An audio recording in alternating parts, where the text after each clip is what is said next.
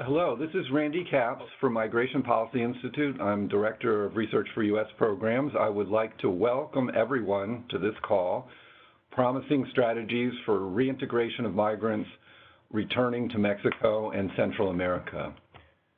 For those of you just joining the call and haven't done this before, here are a couple of housekeeping items. The audio will be available at www.migrationpolicy.org/events after the webinar. If you have any problems accessing the webinar in any way, you can contact us at events@migrationpolicy.org or at our phone 202-266-1929. When we take questions, we will not do it by voice. Instead, we're going to use the chat function on the right side of the screen. Throughout the webinar, you can send questions on that chat at any time starting now, or you can write your questions by email to events@migrationpolicy.org, and you can also tweet to @migrationpolicy or #MPI discuss. So the report that we released this morning, which represents about a year's worth of work, is called Sustainable Reintegration Strategies to Support Migrants Returning to Mexico and Central America. The authors of that report will be providing the information on today's webinar. That includes Ariel Ruiz Soto, Rodrigo Dominguez Villegas, and Luis Argueta, and myself. To set the scene for this report, of course, a lot of what it's about is the recent increase in migration from Central America. We've seen a big shift towards families and away from adults from Mexico. Of course, there's the caravans that are becoming in large numbers, and all of the media and information surrounding this new flow has made migration from the region a top policy and political priority in the U.S. But one thing that's not talked about a lot is what's going on in the source region countries, how they're dealing not just with the flows outward, but also with increasing numbers of return migration flows inward, both people who've been deported and people who are returning voluntarily. So what this report is about is the initial reception services for those people when they first return to their home countries, as well as longer-term reintegration, social, political, and economic, that could convince them to stay in those countries and not attempt a repeat journey. The report is based on fieldwork undertaken last spring in 4 countries, Mexico, El Salvador, Guatemala, and Honduras, as well as discussions with U.S. government experts, experts from governments in the region, and international organizations. It also builds on a 2015 report that Migration Policy Institute conducted about reintegration services in Central America that focused more so on children and youth. This report has a stronger focus on adults. The work was funded by the U.S. Department of Homeland Security Science and Technology Directorate with a grant through the University of Houston's Border, Trade, and Immigration Institute. All the findings in the report and everything that we're discussing here represent the viewpoints of the authors in MPI, not DHS. I'd like to acknowledge the Department of Homeland Security, including ICE, for participating in the research, as well as the U.S. Department of State, the USAID, and the embassies and governments from the region. So with that, I would like to introduce my colleague and the lead author on this report, Ariel Ruiz Soto, who is an associate policy analyst at MPI. He provides both quantitative and qualitative research support, and he's one of our leading experts on Mexico and Central America. Thank you, Randy. Let's begin, as you had mentioned, by focusing on the current shift. Migrant apprehensions at the U.S. Mexico border and in Mexico show a new reality of mixed migration, shifting from Mexican migrants primarily traveling alone to Central American families and unaccompanied children. In fiscal year 2014, 16, and 17, U.S. authorities apprehended more migrants from El Salvador, Guatemala, and Honduras combined than those from Mexico. Early figures said the same for fiscal year 2018, and families and unaccompanied children more recently are traveling in caravans, representing increasing shares of U.S. border apprehensions. Though removals of Mexican nationals have declined in recent years, mirroring downward trends in apprehensions, the levels remain significant. A total of 1.8 million Mexicans were repatriated by U.S. authorities between fiscal year 2012 and 2018. Meanwhile, repatriations from the United States and Mexico to the Northern Triangle countries totaled 1.4 million over the same period. Migration enforcement policies in the United States and Mexico have raised urgency in the countries in the region to develop reception and reintegration services that successfully meet the diverse needs of these returning migrants. In the United States, the Trump administration has increased arrests and interior removals of Mexican and Northern Triangle migrants, and a decision to terminate temporary protected status, TPS, for immigrants from El Salvador and Honduras could also lead to increased returns and deportations. In Mexico, enforcement changes since 2014 have contributed to high levels of deportations, and notably, Mexico has conducted more repatriations of Northern Triangle migrants than the United States in each fiscal year since 2015.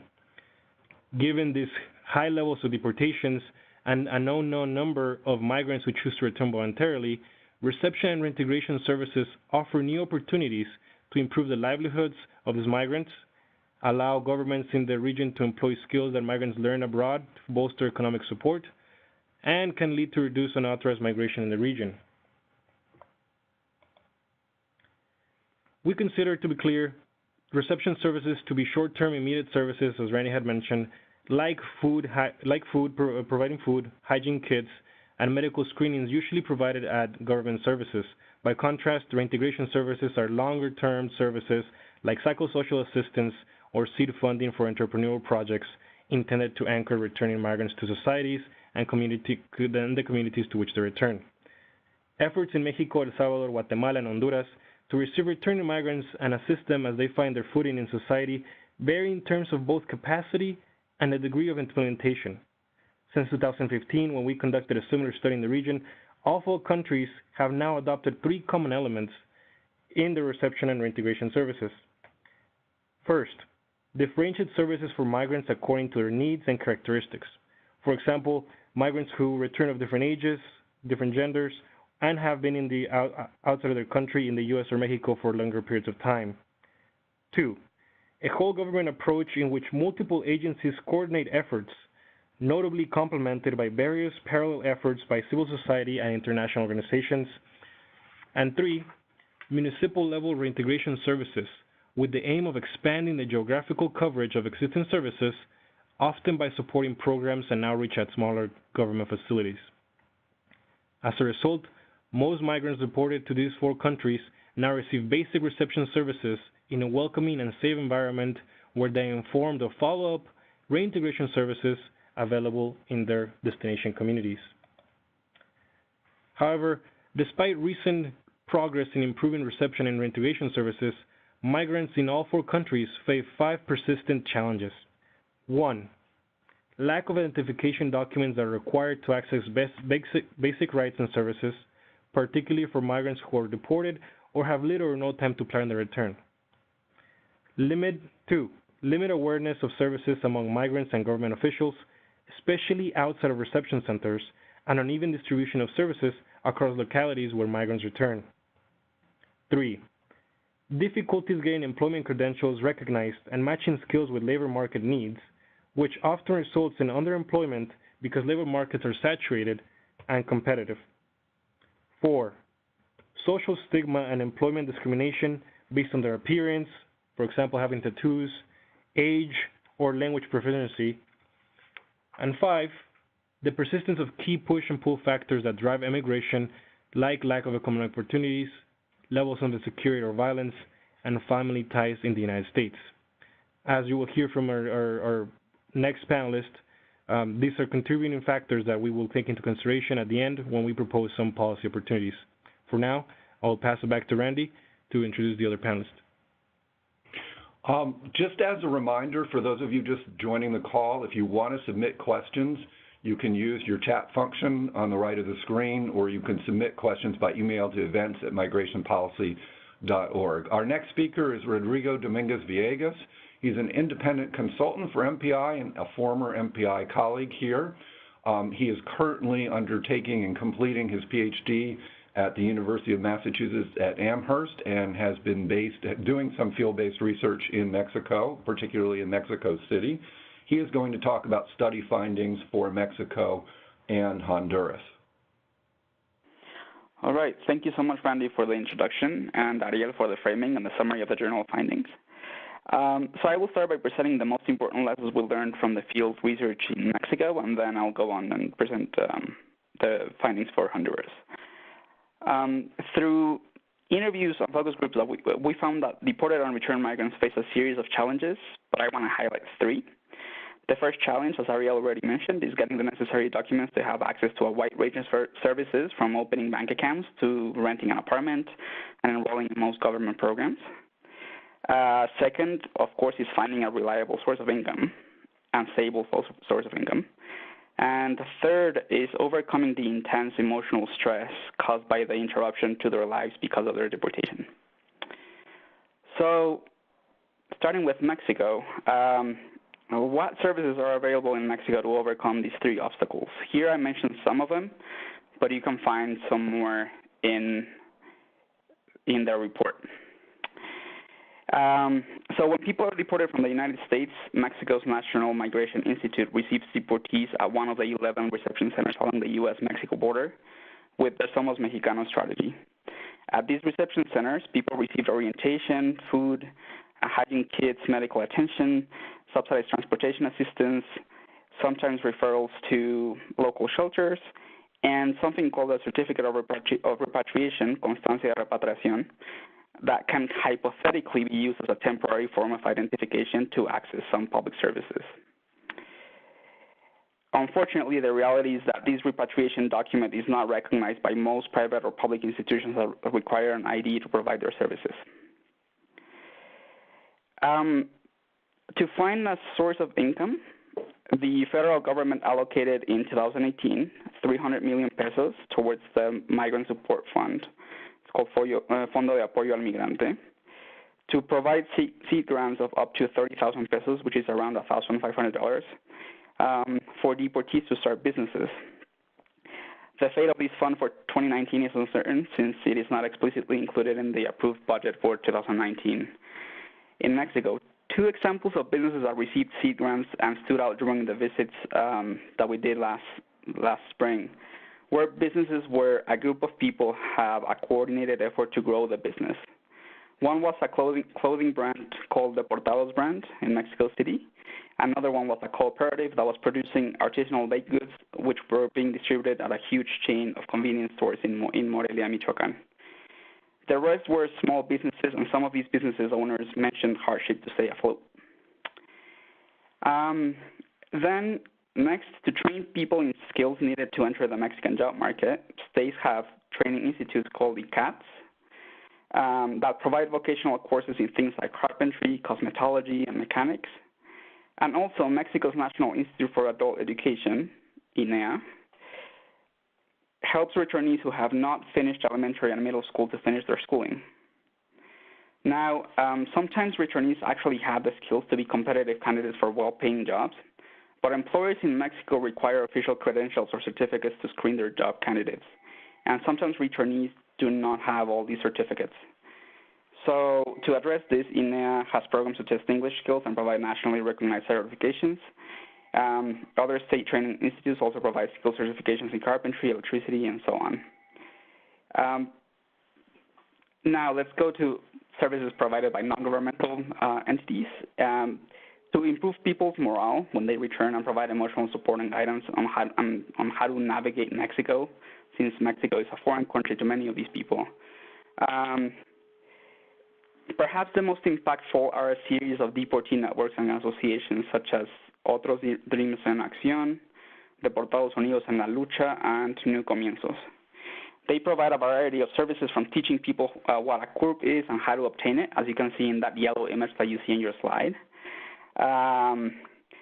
finding employment, occasionally providing shelter, and organizing community events such as a Thanksgiving feast, which I went to last Thanksgiving, as you can see in that little image also that I put on the slide.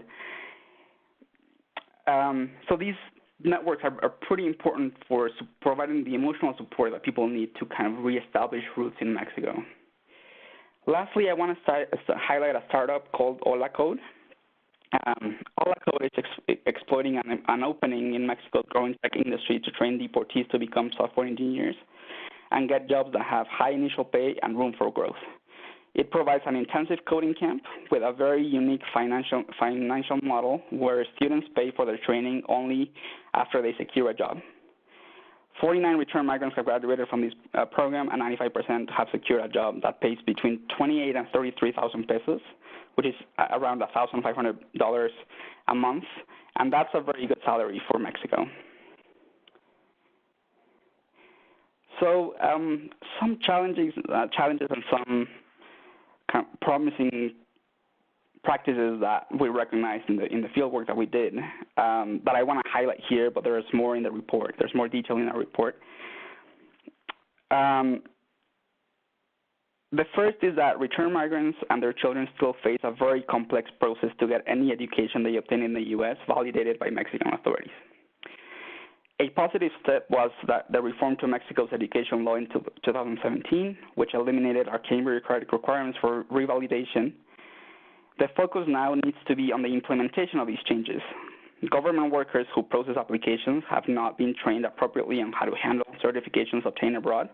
For example, a GED, they don't know exactly what that means in terms of Mexican educational equivalents. And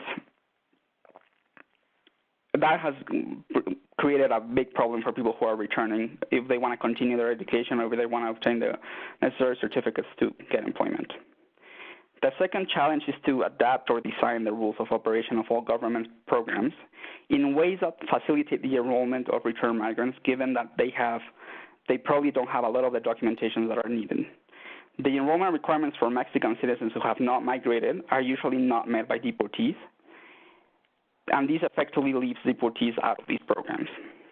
A promising practice was that Mexico City adapted the rules and requirements to qualify for unemployment benefits, allowing recent deportees to actually enroll in the program, and they accepted matriculas consulares and these repatriation documents as official documents. As the new administration in Mexico drafts the rules and protocols to implement this ambitious set of social development policies, it is important that they keep this population in mind and how to adapt the protocols and rules for the new programs so that this population can be included in them.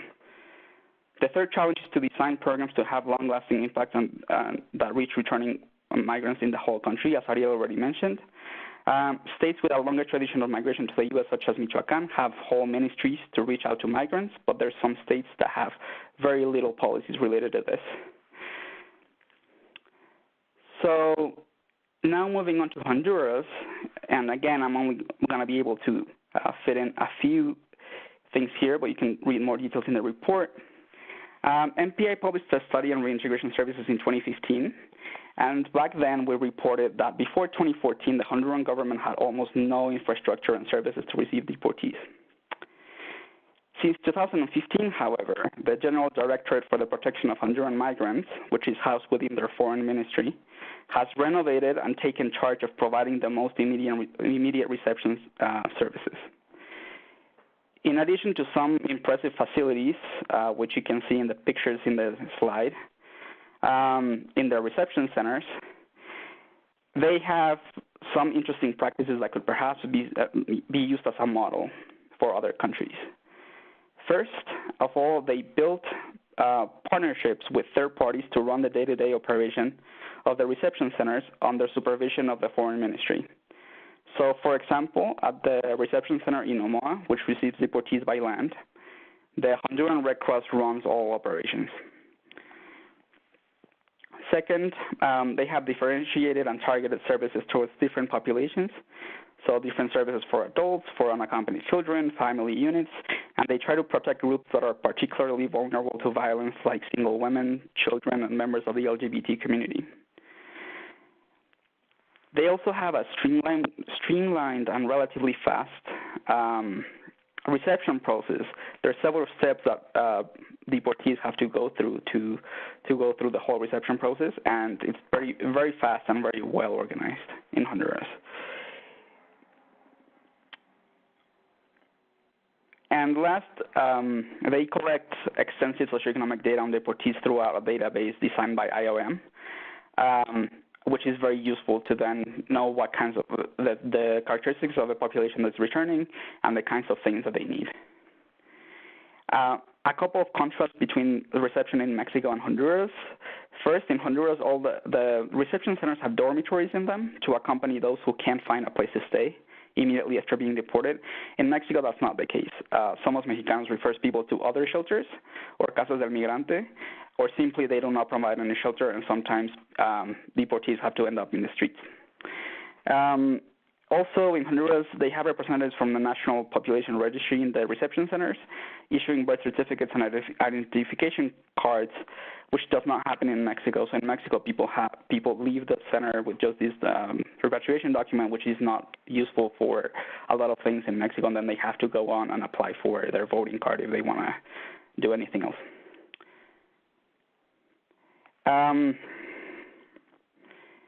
Reintegration services provided by the government are still in their beginning stages, but they created something called the Municipal Units for Returnee Care, or UMAR.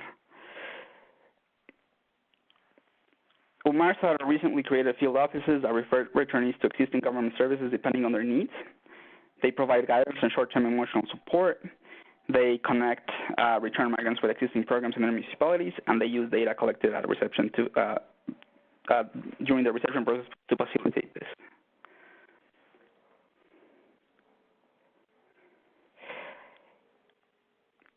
The UMARs are just starting, and during our fieldwork, a lot of the returnees that we interviewed reported that UMARs are actually not working well, or that when they show up, the UMAR is closed. For example, in cities like Choloma and Progreso, the UMAR wasn't always open when we visited them. To fill the void in reintegration services, which are still not being provided by the Honduran government in full, civil society organizations have stepped in and provided some comprehensive reintegration services. 3 examples are listed here in the slide. The first is a program provided by the Social Men Action Commission, which provides vocational training, small seat grants, and counseling to deportees. The second one is a program by Casa Alianza, which targets 2 specific groups of returning migrant children, those in single-parent households and those in households affected by domestic violence. And the program has been, since 2015, providing counseling, tutoring, medical checkups, dental services, family therapy, and group recreation sessions to these children. And third is a program run by the National Commission for the Support of Returned Migrants with Disabilities, where they help people rehabilitate from their injuries and reinsert themselves into society. So these are for disabled migrants who lost a limb in the treacherous journey towards the U.S. And they provide seed grants for beneficiaries to start either a small family business or grow their business.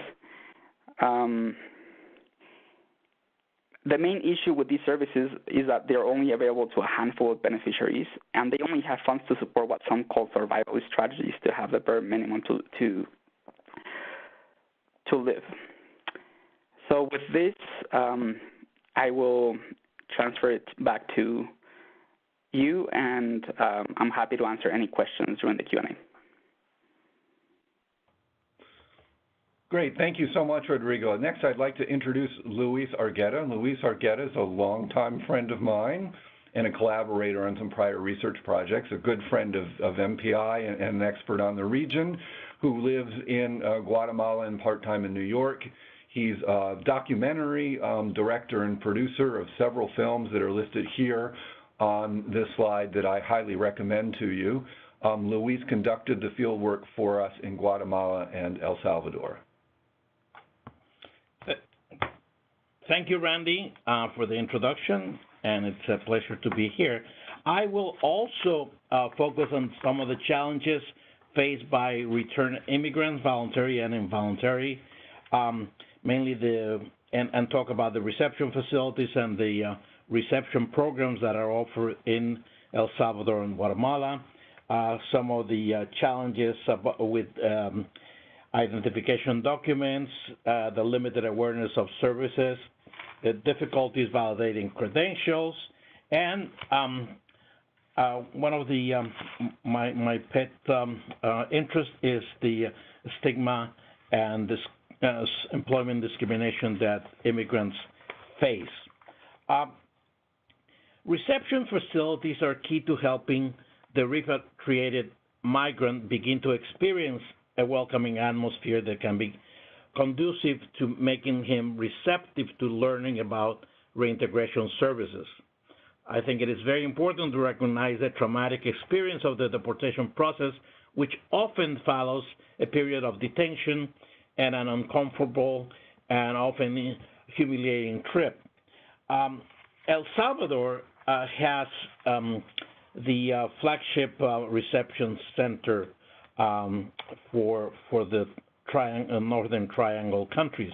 La Chacra provides a dignified reception experience, and it is the place where immigrants both return by land through Mexico or from Mexico and through Guatemala, as well as immigrants return by air directly to El Salvador, are received and processed.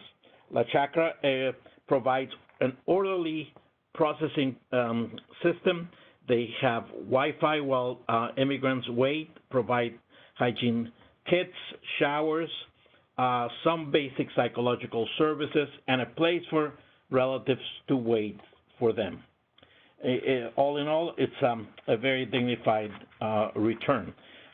It should be noted that unaccompanied minors receive a comprehensive and expedited service at the same place, but separate from the adults. In Guatemala, we have two reception centers, one in Tecunuman border with Mexico, and the other one in the Guatemalan Air Force Terminal.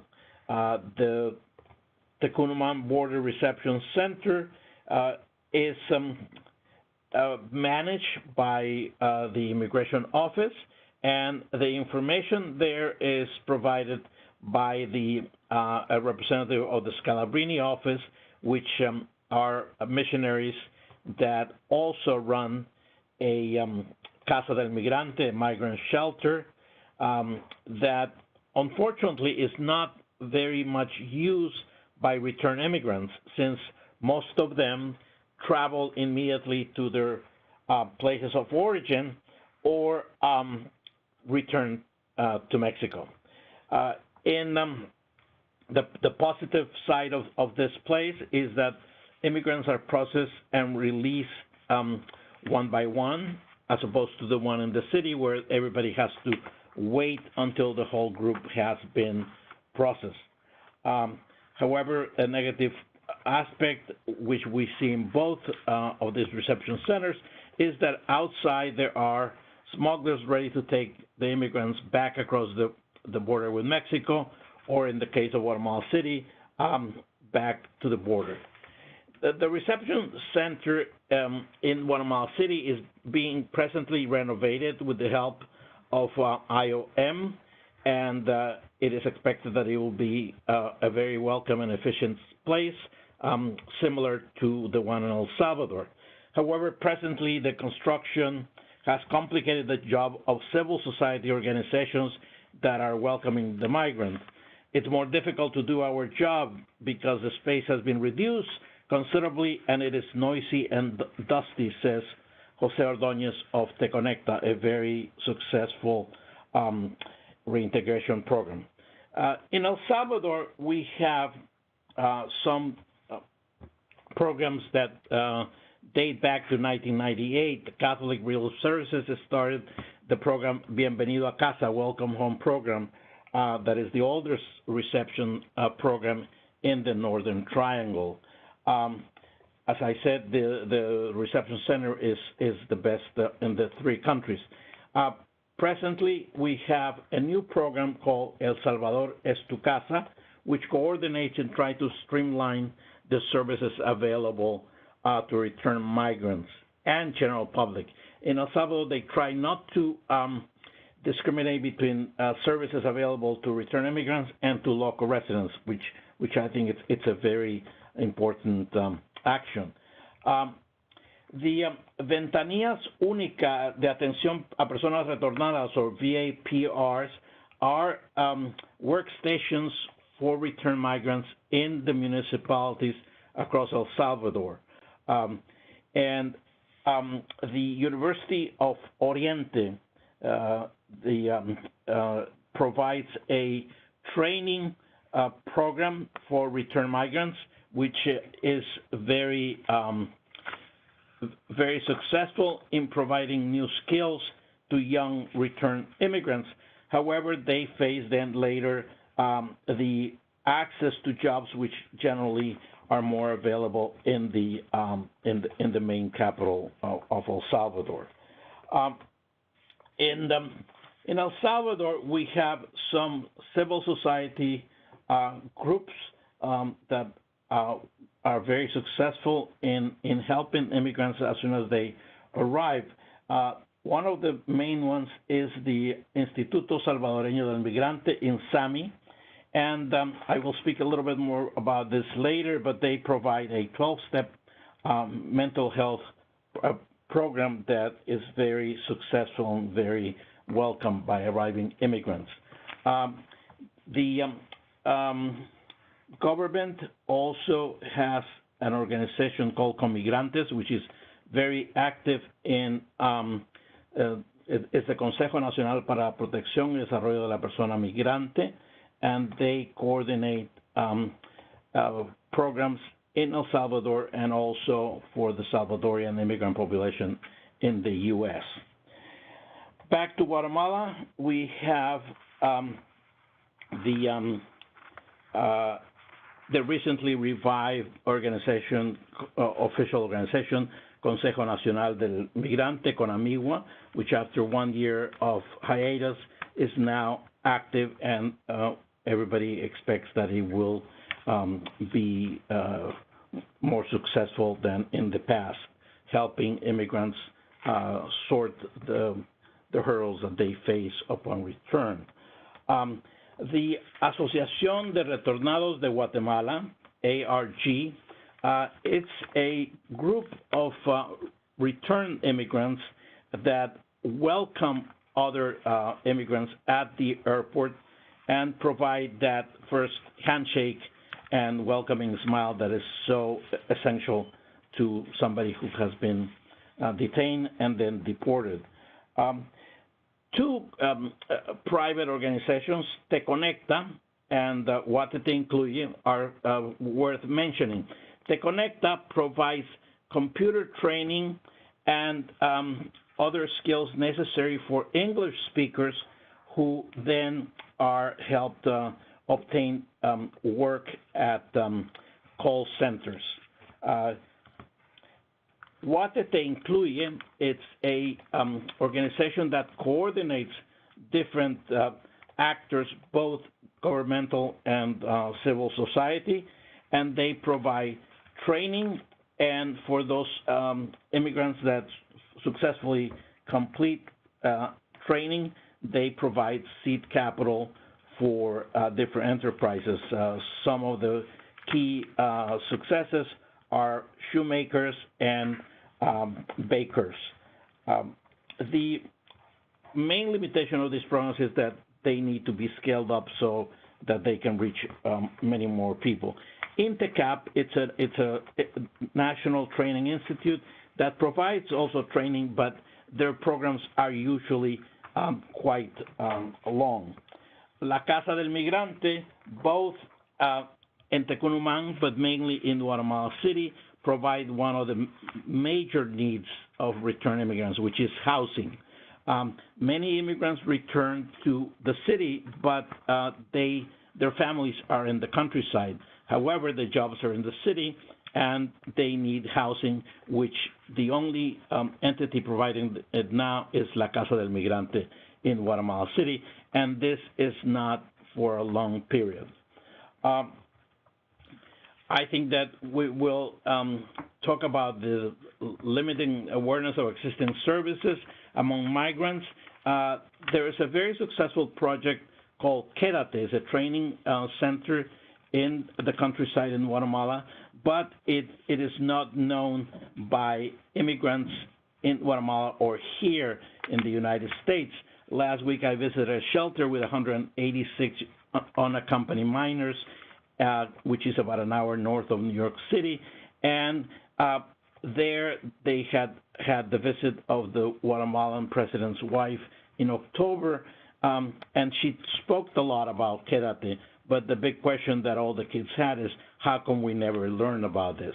So I think in addition to creating these educational, training, and entrepreneurial opportunities, we must expand the public information campaigns so that they become known by the population. I would like to echo what Rodrigo said about the difficulty of having credentials that are required for every transaction in Guatemala. In Guatemala, you have the personal identification card, the DPI, and some migrants don't have it upon arrival, and they're not even able to receive remittances that their family sends them to get to their hometowns. So issuing these ID cards and giving information about the existing programs before migrants are returned is one of the key recommendations of our report. And the last point I want to emphasize is the stigma and discrimination that immigrants experience upon return, that it sometimes goes unattended. There is a case of an immigrant who spent 22 years in the U.S. and went back because he wanted to be with his aging father. However, his father now tells him every day, you must have done something really bad, otherwise they wouldn't have sent you back. So these are the biggest challenges that an immigrant faces in addition to trying to find employment. I will give back the voice to Ariel and Randy, and hopefully deal with some of the other points in the Q&A section. Thank you. So just to be quick about providing some of the policy opportunities, thank you again, Luis and Rodrigo, for your comments on both of the four countries. So I'll just be very brief about the questions on the policy opportunities. We have here 5. 1, meaning preparing migrants for integration prior to return. That came up in several of your points. 2, issuing primary identification documents from abroad or upon reception, a key part, especially for Mexico, for example. Implementing unified data systems for service provision. Here, Honduras has done some significant work, but I think it's going to be looking for the other countries. Grounding reintegration services in migrant cultural roots, another piece, especially in the rural communities in Guatemala. And then finally, expanding interinstitutional communication and trainings for government officials at all levels, really to expand the collaboration, especially with government, with civil society. I will conclude by saying that the most promising practices in the 4 countries are those that operate under an integrated framework that tailor services to migrant needs, coordinate services across institutions, and leverages existing services at the local level. Ensuring that these services are successful and sustainable will require collaboration across sectors, regional shared responsibility, consistent funding, and better monitoring and evaluation mechanisms. We're happy to take more questions about these policy recommendations at the end, but we want to make sure that we get to your questions. With that, I'll transfer back to Randy. Yeah, thanks so much. And we have a lot of questions have come through already on the Q&A and on the chat. Again, this slide shows you how you can get questions to us. I'm going to take the moderator's privilege and answer a couple of questions that are related very quickly. One was, what resources and programs are there in place to address the underlying push and pull factors? A related question is, what are the countries doing together in terms of economic development and integration? And we actually are going to have a second report coming out about that, funded under the same project and through the same field research opportunities. So we're going to leave questions about broader economic development issues in the region and those broader push and pull factors to a separate conversation, because we have a lot of questions to answer here today specifically about this. So the first one of those questions I want to address to Ariel, which is about U.S. funding for these reception and reintegration services. What is the funding? How is it provided? How is it channeled to the region? Sure, that's a great question. The U.S. does provide some funding for these programs through its U.S. strategy for Central America, of engagement towards Central America. This funding tends to be largely for security and other purposes, but it does contain some funding that we will discuss in the other report that's coming up, to really provide, in essence, an opportunity through USAID to work with other organizations and the governments to create these programs. One of the most successful approaches has been some of the work that has been done through USAID with IOM, International International Organization for Migration, and they have really worked with each of the governments. Some of the key pieces that were highlighted by both Rodrigo and Luis on the reception and the restructuring and the upgrades to the centers were and have been funded through some of the IOM work and through some of the indirectly through some of the U.S. funding through IOM. So it is something that is certainly important to keep in mind, something that has been included in previous budget proposals here in Congress, and something that we hope continues as well. We can talk about the numbers in later if it's interesting, but I think we'll leave it there for now to take another question. The reality is there is funding from the U.S., but it is still to see if the funding will be sustained by Congress and by the current administration. So we have a question that's for both Luis and Rodrigo, and that's to differentiate between reception and reintegration services, which is, and I want to thank the person who posed this question, a major theme of the report. What specific long-term reintegration services are there that either a federal government or a local government is providing, and has there been any research into their effectiveness? So let me start with Mexico, and I think it's really important to differentiate these two, because precisely what's happening in Mexico is that Somos Mexicanos, even though it's been tried to be portrayed as a reintegration program, is in fact just a reception program. And most of the programs that I've seen around the country are similar in nature, in that they're not long-term. The Fondo de Apoyo al Migrante, the Migrant Support Fund, that provided these seed grants were also provided once, and there was very little follow-up in training people, in maintaining their businesses, and so on. So in Mexico, unfortunately, there's still a long way to go in terms of full long-term reintegration programs that can be sustained, at least the ones operated by the government. The same thing happens in Honduras, although there's more of a sign there that through UMAR, through the creation of these municipal field offices, they're trying to get to a longer-term reintegration strategy. But in both countries, the approach is also trying to connect migrants with existing services for the whole population. So trying to enroll them in the medical programs, trying to enroll them in some other types of things like Progresa, Oportunidades in Mexico, Prospera, I think it's called now. But it's important that if that is the effort, these programs have to be adapted to the needs of the return population. Luis? I think that the reception aspect of both El Salvador and Guatemala are pretty well taken care of. It is what happens after the return migrant leaves both reception centers in Tecumán or in the city that the real work begins, and where the real lack exists.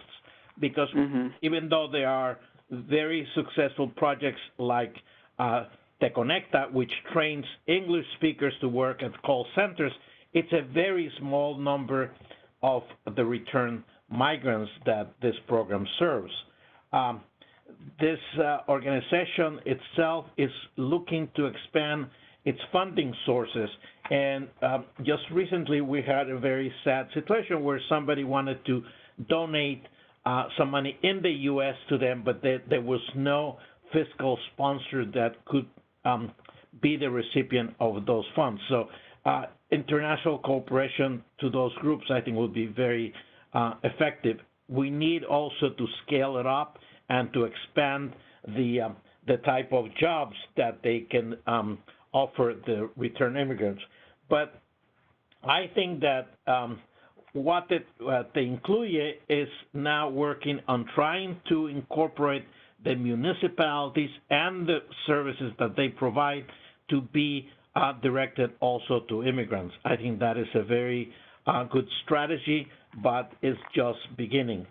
And again, as I Randy mentioned, the Grupo Cajola, it's a group in Quetzaltenango, the second largest city in the country, and they have been working for 10 years, providing skill training in weaving, chicken production, carpentry, but they also use ancestral education and healing techniques, and their approach is holistic and I think is worth exploring and imitating. Again, this works on a very small scale. Great. Thanks, Luis. And there was one question about projects in Guatemala for people speaking Mayan languages, and I assume that last project that you mentioned would apply to that group, right? Are there others in people speaking Mayan and indigenous languages as opposed to Spanish, and what have you seen in terms of that being a barrier for reintegration? Unfortunately, or fortunately, Guatemala has 23 different languages, so not only do unauthorized immigrants have a very hard time when they come to this country because there are no interpreters, but when they go back, they go back to their remote villages, and the people in the capital don't really know how to communicate with them, not even in Spanish. So it is a very, very, very sad situation in that. Okay, and then I have a question that's related to that, and then for both of you, which is how do services differentiate for women versus men? How much of what we've discussed so far would be services that would be available to women? I think that's a very good question, and there's an example of a group that organized themselves in Calderas, Chimaltenango. It is this place where many of the immigrants from Postville, Iowa, were deported back to, and they became tour guides, and they take people on hikes to the volcano, but they are very much geared to men. And even though there is a large demand for women tour guides, they haven't taken that step. However, there's a small program that recently was begun by the University, SUNY New Paltz, that is working with women also deported from Postville, and they're teaching them weaving, sewing, and other techniques, and have taken sewing machines and professional seamstress to train them. So those are some of the few programs. Again, Grupo Cajola works directly with women in their weaving co-op and in their chicken production. Rodrigo? Yeah, in Mexico, I want to highlight the work by an organization called Instituto para las Mujeres en la Migración, IMUMI, which is actually trying to directly target and provide services to women. And most of the services so far have been related to legal assistance in trying to reunify families. So for women who get deported from the United States and whose children stay back in the U.S. and they want to go through the process of bringing back their children, IMUMI helps them in that process. They also help them in securing documentation and getting Mexican citizenship for the U.S. citizen children of deportees, of deported women. So if a woman gets deported or returns to Mexico with their U.S. citizen children, and for any reason these U.S. citizen children didn't have Mexican citizenship, IMUMI facilitates and provides a whole set of services to try to get those U.S. citizen children their Mexican citizenship so that they can access all kinds of services in Mexico. May I add one? In El Salvador, you have women's city centers, Centros Ciudad Mujer, CCM, that provide specialized health services as well as violence prevention and human rights training that are open to women. Thanks, Luis. Rodrigo, I had a slightly different question for you, which is if you could comment on the change in administration in Mexico and how that's affecting funding and service provision, and specifically the Fondo de Apoyo a Migrantes that you mentioned and INAMI. Yeah. So the new administration in Mexico has showed signs that it will take migration policy seriously. They've named people who are very knowledgeable about the issue in leadership positions at INAMI, which is the National Migration Institute, at COMAR, which oversees things related to refugees in Mexico. Unfortunately, as I mentioned earlier, the Migrant Support Fund, Fondo de Apoyo al Migrante, disappeared from the budget as an itemized program. We're still to see whether it got swallowed into one of the other new programs that the government created. But before, if you take a look at the federal budget in Mexico, you could actually find a line that said Fondo de Apoyo al Migrante, 300 million pesos, and that disappeared this round. So for 2019, that is not there.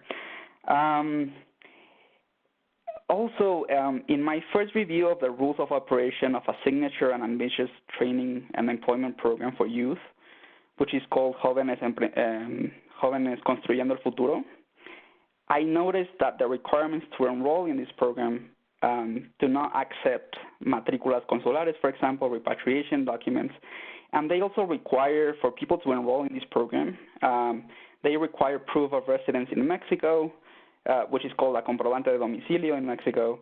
They also require education certificates.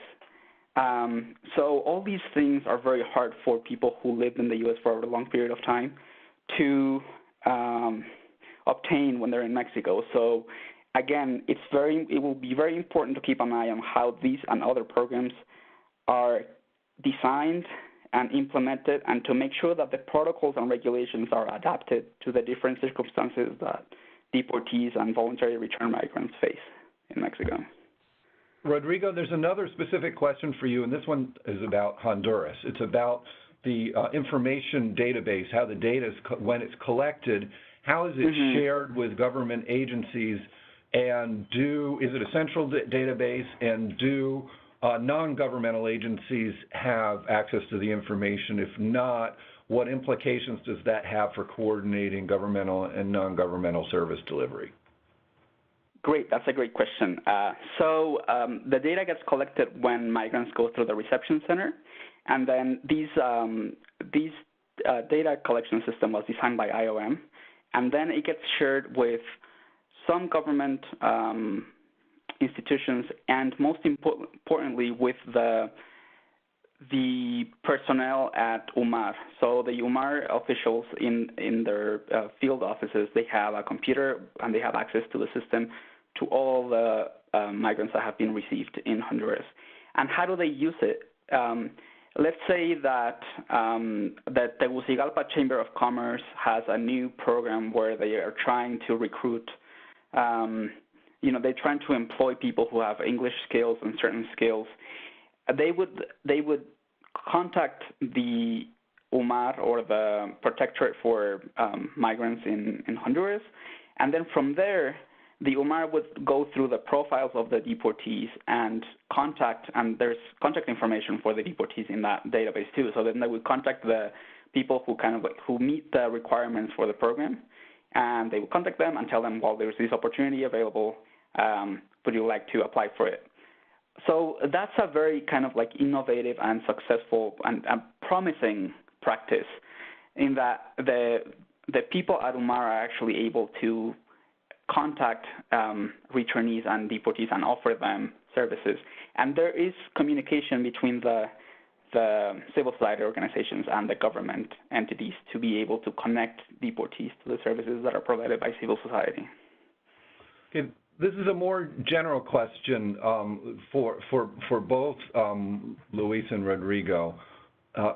Do we have any information? It's two related questions. Any information on mental health, case management, peer support for returning migrants? And related to that, what can we say about migrants who organize themselves through networks, social media, et cetera? What have we learned about what's not a formal government or non-governmental institutional program? Luis, did you want to start on that? Well, I'd like to say two things. That the only people who provide mental health services through two psychologists is La Casa del Migrante in Guatemala City.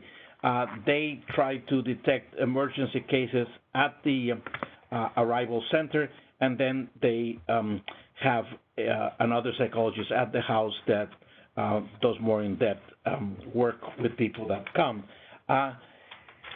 There's another organization that serves children and families in remote areas, and that is the Association POCNOC that works with KIND in the U.S. Their job is quite hard because they have only one psychologist that serves about 20 very remote areas. I think in SAMI in El Salvador, it's a very good example of immigrants associating themselves and creating a 12-step project that follows an immigrant from the time they arrive to the time that they consider him or her more or less adapted to his or her new situation. ARG in Guatemala informally provides the group support, although they're not emphasizing mental health work. All right. So to briefly answer that question, in Honduras and Mexico, in Honduras, Casa Alianza has therapists that are specialized on services for children, so they do have clinical psychological services for children. CONAMI Redes also has a very strong element of psychosocial support, particularly because the people who CONAMI Redes in Honduras involved in their programs are people who have some kind of disability. They lost their limbs because of the train in Mexico and so on, and they have a very strong need for those kinds of services. And then there's peer support groups also with them. Also, the Mennonite organization in San Pedro Sula has group therapy and group counseling. And in Mexico, I've seen, with interacting a lot of time with organizations of deportees, that they provide a strong kind of informal peer support. They do use social media to share information with each other, to meet, to support each other, to share their stories. They go onto the media and actually go in the news and try to kind of like provide some hope to the people who are returning, and also to somewhat educate the general population in Mexico about their situation. And then there's some like case-by-case assistance of psychological services, but they're not established very well all the time, so they're not available to everybody. Rodrigo, just a quick question for you to clarify. Which cities in Mexico are most migrants returning to, and why? And are they staying in one place or not, and why? That is actually a difficult question to answer because we have several sources of data to try to understand where people are arriving. The first is the interview that gets done when people get deported, and people say where they're from and where they're intending to go. But many times from the interviews that I've collected around the country, many times someone will get deported and say, okay, I'm going to go to this small town in Guerrero, and they actually do, and then they spend a few weeks there and they realize that they don't have a place to work and that maybe their family doesn't understand the situation very well, so then they migrate to bigger cities. So a lot of the people actually that I've met in Mexico City are not originally from Mexico City, and they didn't first arrive to Mexico City. Some of them first arrived to Tijuana, some of them went to Durango first, and then because of the circumstances there, including employment circumstances, discrimination, violence, then they decided to move to Mexico City. So yes, we encounter a lot of that kind of internal migration or step migration. First, they arrive to one place, and then they go to a bigger city in Mexico. It's really hard to know the numbers, the specific numbers, but INEGI is actually about to release the new ENADID, which is a dynamic population survey that will try to shed some light into where most people are actually living. Great. So I wanted to just make a note that we're just past the 2 o'clock hour and officially at the end of the webinar, but I would like, with everyone's permission, to go forward a few more minutes because we have a lot of unanswered and very interesting questions. So we may go on for a few minutes longer for those of you who are able to stay. One general question, two related general questions that I think are very interesting I'd like to pose to everyone in the group to think about, which is, what about the reintegration of people who are deported with a criminal record? How is that challenging? And the other side of that coin is, what about the reintegration of people who fled violence and fled gang recruitment? Who wants to start on that one? You want to start with? Sure. Well, that poses, in terms of reintegrating people with criminal backgrounds, that poses a double challenge, right? What I observed is that when people had a very serious criminal charge, Interpol had already told the reception centers, especially in Honduras, that there was somebody who was going to arrive in a flight, and that the police should be there to apprehend them, and then they would apprehend them and keep them in a separate room and so on in Honduras. In the field, we didn't get too much into the specifics about the double challenge of reintegrating people with criminal backgrounds, but they not only carry the stigma of being returned and in some ways failing their migration goals, but also then they have the challenge of overcoming the crime that they did and trying to reintegrate into society, just like other people who have committed crimes need to. So that's all I can say about that.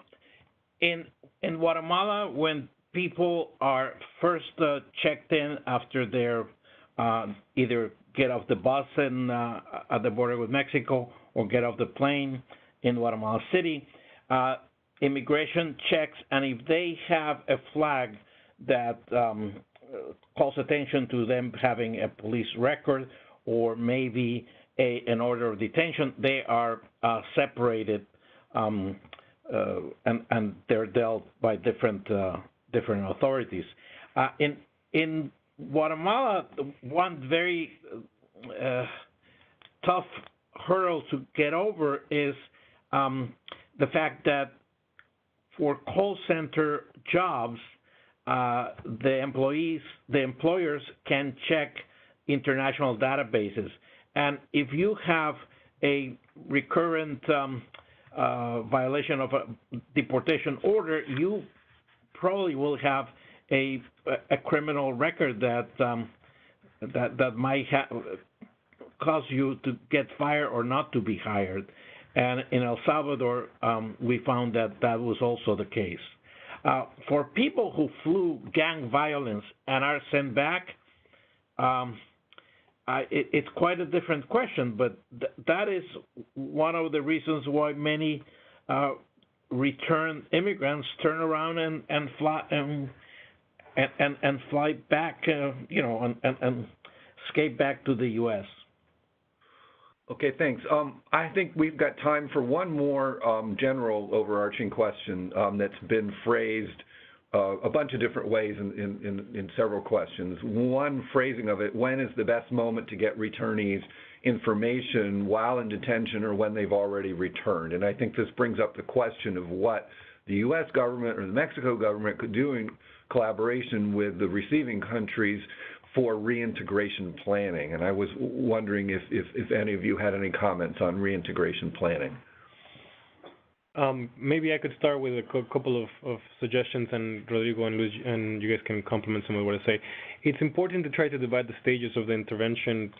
What we are recommending in this report is that there is an active organization and collaboration between enforcement agencies in the case of removals in the U.S. and Mexico to work with civil society organizations in the country so they can work together and try to orient people before they even are flown back or are taken back to their countries of origin.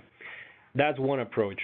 Another approach, and one approach actually that the Mexican government has taken innovatively in the last couple of years, has been actually working through the U.S. consulates, or the consulates that are Mexican consulates in the U.S., to try to orient and help people thinking about returning to Mexico to be able to be prepared in terms of the documents and actually provide some services. We have no data for as of now to try to see how many people are actually taking up the services, but I think the approach is the correct one, to try to begin to work while they're in the U.S., returning voluntarily with the consulates, one of the main service providers that the countries have, and then in cases of removals, to try to work with the enforcement agencies like ICE in the U.S. or in Mexico, to try to work with them so that when they get to the country of origin, they have a plan of where to go, rather than everything at once at the reception center, which I think all countries shows is ineffective.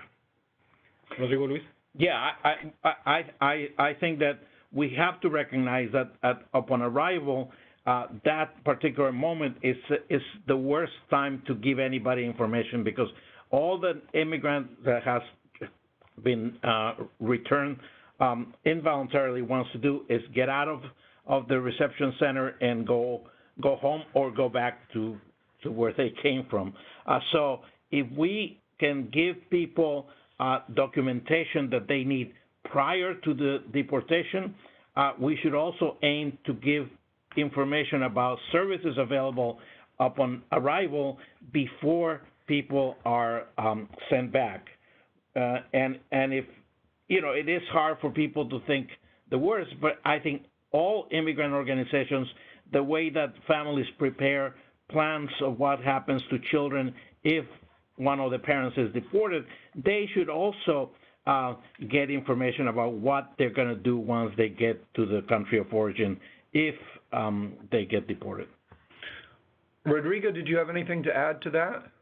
No, I think both of Ariel and Luis covered that answer very well. Just one thing to point out, INEA, Mexico's National Institute for Education for Adults, has a program, Educación Sin Fronteras, where they actually have some collaboration agreements with county jails in the U.S., where some Mexican immigrants are apprehended, and during their apprehension, they're able to get to finish their elementary and middle school in Mexico if they hadn't done so before they left Mexico. So that's a good kind of like way of getting them ready before they end up in Mexico. Great. Well, thanks very much to the panelists. I really want to thank the audience for staying with us and for those excellent questions. There were far too many good questions for us to cover. We did our best in the time that we had. If you want to follow up, if there are any specific questions that we were unable to answer in the time that we had, you can email us at events@migrationpolicy.org, and we'll try to answer you via email. There were several clarification questions about acronyms and agencies referred to during the course of the conversation. I would urge you to look carefully at the report because almost every group that we mentioned in this conversation is described in more detail in the report. If you want to listen to this again or share it with your friends or colleagues, audios from today's webinar will be available at www.migrationpolicy/events. Please check out the report. If you're a reporter, you can contact our communications director, Michelle Middlestad, at the information shown here, and please sign up to our website for future news and events. Thanks once again to everyone for joining us today.